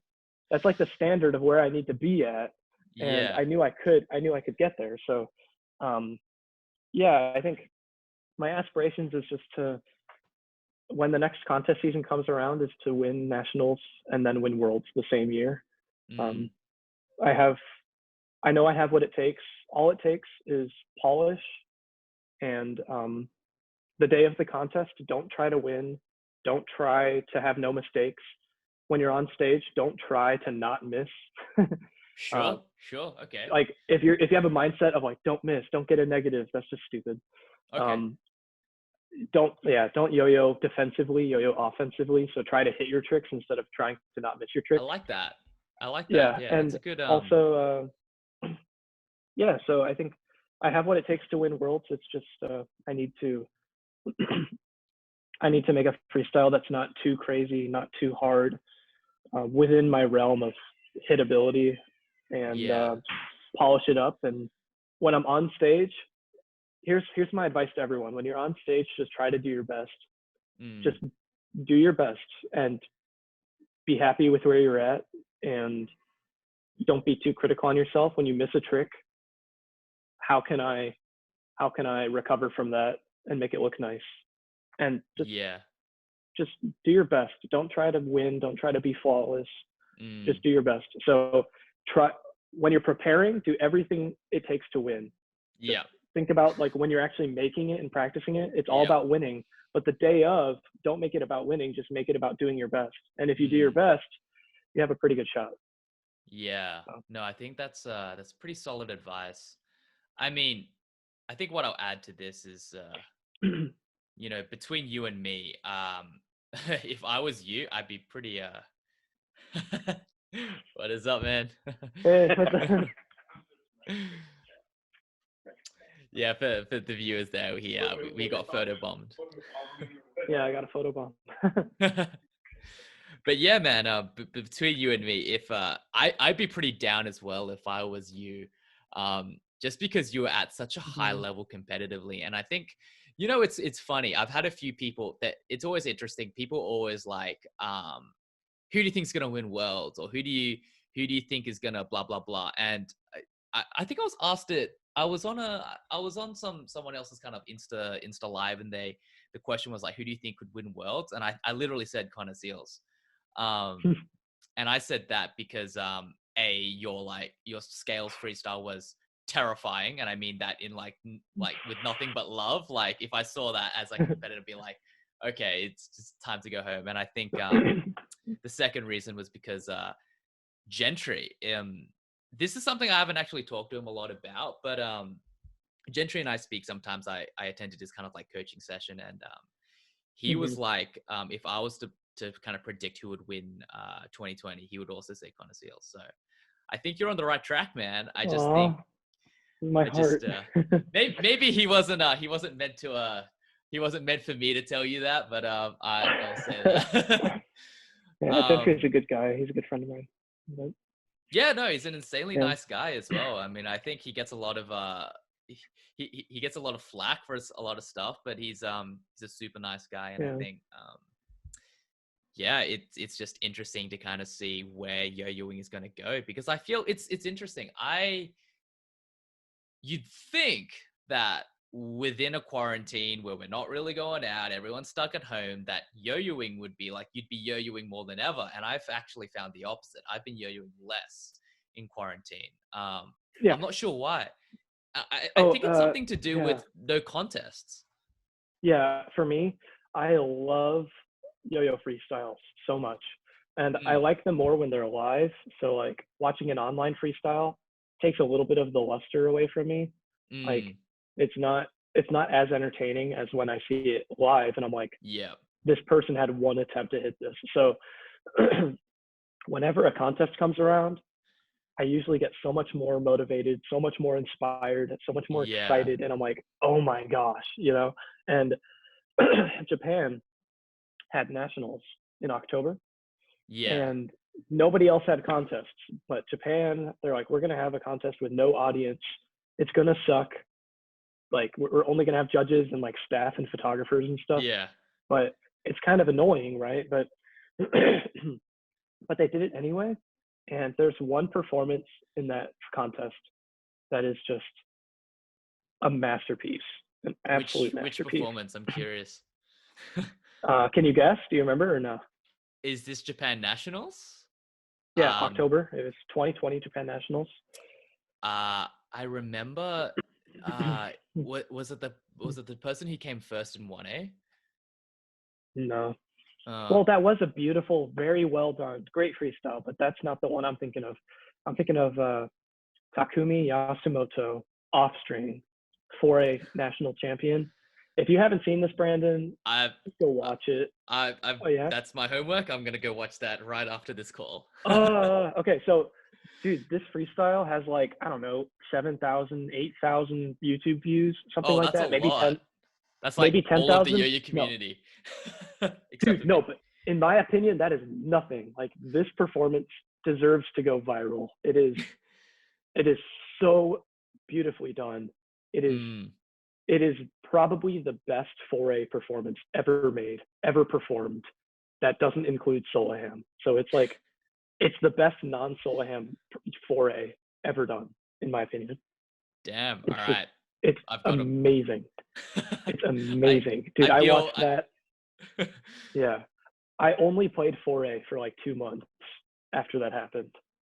And I've Yeah. actually made a ton of new 4A tricks. But like, dude, Takumi Yasumoto, he is amazing. I'm a huge fan instantly. Well, I've always been a fan. But Mm. yeah, dude, I'm sending you the link after this chat. Yeah, definitely. I will check it out. Actually, Beautiful. that reminds me of a question I actually wanted to ask you, and because we've got a little bit more time, I'm gonna indulge a little bit. 4A, 1A. I think Hmm. a lot of people. Well, I don't think you get asked about this a lot, but you're a really, really, really good 4A player. Like you came third at US Thank you. Nationals. You're like very, very solid. How do you Mhm. think about balancing practice on 4A and 1A when you're trying to be competitive at both? And I know you kind of want to be the guy Yeah. that wins both, but like how do you think about that? Yeah. Well, 4A is so much fun. A lot of people don't really like 4A because they drop it on the floor and they have to bend over and pick it up, and they Yeah, have to like it's kind I'm of in that tiring. camp. Yeah. Yeah, it's kind of annoying, but I I kind of in a lot of ways I like 4A more than 1A. Sounds Okay. crazy, but uh, I usually prefer 4A as like a fun style of yo-yo. It's just so much fun. Like if you have space, Mm. like I have a racquetball court at my university, and I can just go inside of this like big racquetball court and do off string tricks, and it's just so Uh, fun. yeah, that And would be really fun because it would I've bounce. It pretty much wouldn't roll around. Yeah. yeah, it's really hard floors. It bounces really well. You don't have to run 50 miles to go grab your yo-yo Yeah. that rolled away or whatever. Oh, that's the worst. Yeah, but I've always used off string as kind of a break from 1A. And Okay. if I ever get sick of 1A, I'll play some off string, and it's just a really fun style. I just love it, and I think there's so many tricks that are still completely unexplored in 3A and 4A and 5A. Just Mm. if we had like yeah, there's a lot of tricks that are up here that Yeah. I want to do in a contest someday that people have never tried. So yeah. I have a lot of tricks in 4A that are inspired by 1A, and a lot of tricks in 1A that are inspired by 4A. And I Yeah. just love 4A. So That's what I was gonna ask you. Do you find that playing 4A improves your 1A? oh yeah, definitely. I think uh, it improves your hand-eye coordination tremendously because like almost everything in 4A is like reactionary instead Sure. of like muscle memory. Okay. So Yeah, yeah. No, that's a I good. mean I Yeah, mean that's a good point. there is muscle memory, but like uh, in 4A, if you don't have really sharp hand-eye coordination, you can't succeed. Like with 1A, you could do a like with when I say hand-eye coordination, I mean seeing the yo-yo and putting your hand exactly where your hand needs to be to Sure. catch it, Yeah. and seeing the trajectory of the yo-yo and knowing where it's going to land. That's all in the realm of hand-eye coordination. But Right. with 1A, a lot of tricks don't really need that. You don't need those skills. Like you Yeah. could do there's a lot of really impressive tech tricks where you don't need to react in the same way. Mm. You can Yeah. just feel. You can just feel it. Yeah. I'm not putting down those tricks. Like they have their own novelty to it, but Mm. 4A is almost all reactionary, where you're watching the yo-yo and you're putting your hand right where it needs to be. And it's kind of funny how simple that sounds and how hard it actually is to do.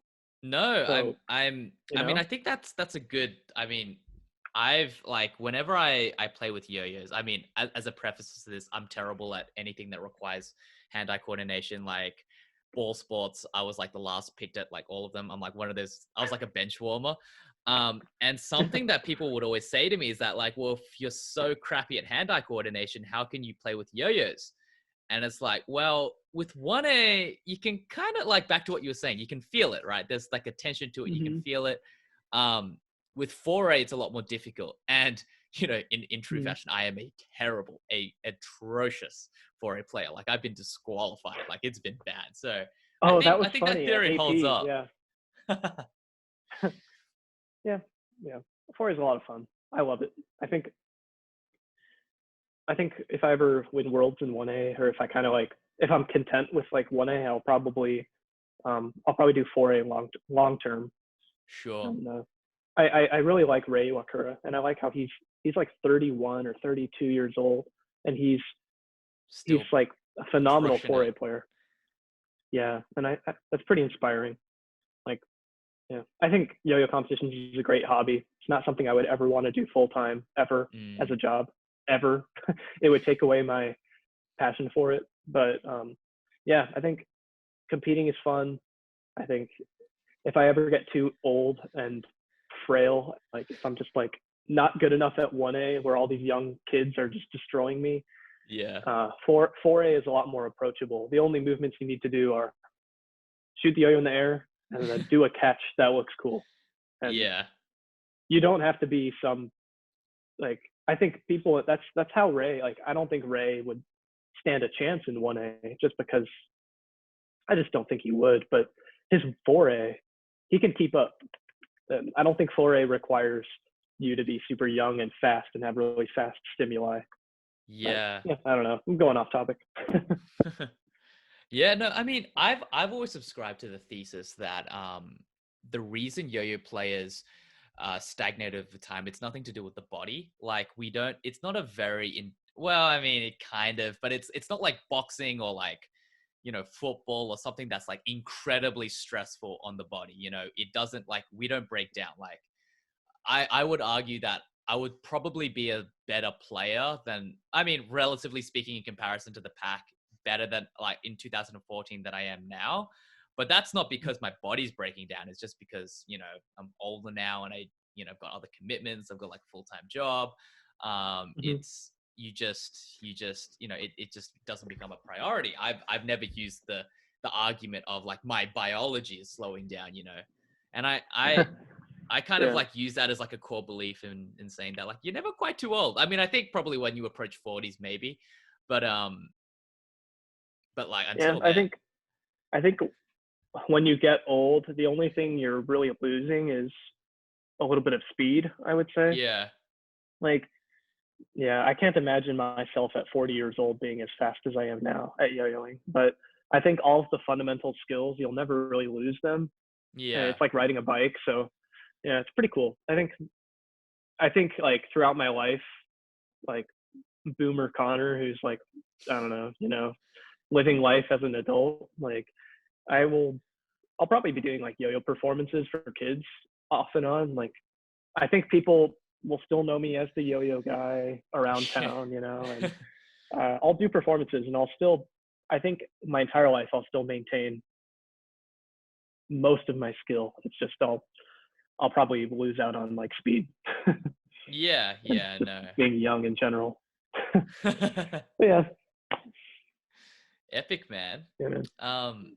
So look, thanks for your time, man. This has been super, super fun. And after this call, I'll definitely check out the 4A freestyle you recommended.